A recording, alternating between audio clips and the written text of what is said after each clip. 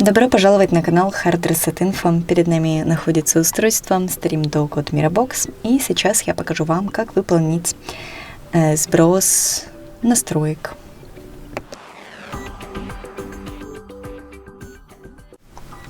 И для этого мы открываем приложение StreamDog. И здесь с левой стороны мы нажимаем на значок шестеренки.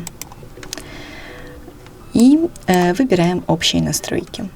И здесь мы можем выбрать «Сбросить текущее устройство». Если у вас, например, больше устройств подключенных, можно выбрать «Сбросить все устройства», если вы хотите выбрать такую опцию.